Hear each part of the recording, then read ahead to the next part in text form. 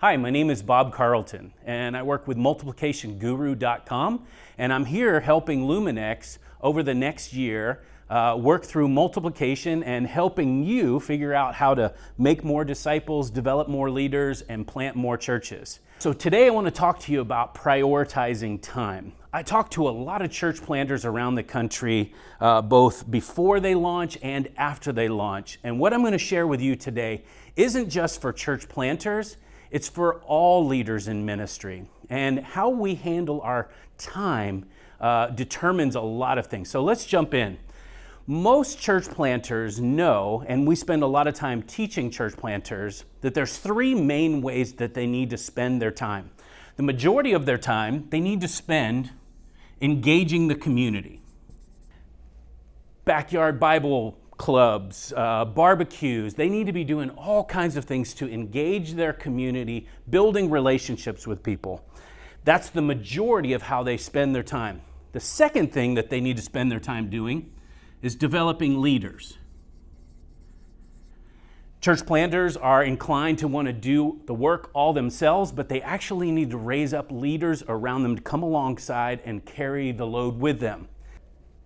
When these church planters are thinking about their time, they actually need to spend the least amount of time focusing on developing and planning for the worship service. So they need to spend the majority of their time focused on engaging the community. Second priority needs to be developing leaders, and then the least amount of their time, but it's important, they need to focus on developing the worship service. Here's the problem. Most church planters and most leaders in ministry in general are inclined to flip the triangle.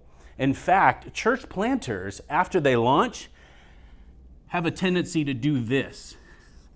They're inclined to spend the majority of their time focused on the worship service, writing the sermons, preparing the music, and then if there's time left over, then they'll spend some time on leadership development, and then unfortunately what really gets left behind is engaging the community. So something we tell church planters, and I want to share this with you today, is don't flip the triangle.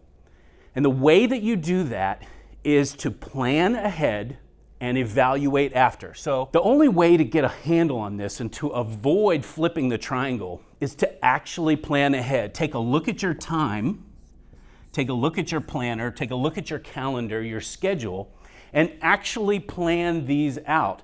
I would say community-wise, you need to be spending about 50% of your time, leaders about 30% of your time, and 20% of your time needs to be spent on creating the worship environment. So if you plan and focus your time, you'll be able to protect that and set up some boundaries. The way that you know if you're doing it well or not is by evaluating. What is the outcome? What is the fruit that you're producing? If you've got an amazing service, but there's hardly any lost people that are coming to your services, chances are you're spending more of your time focusing on developing your worship services. So I want to encourage you today, don't flip the triangle. Hope that's helpful to you.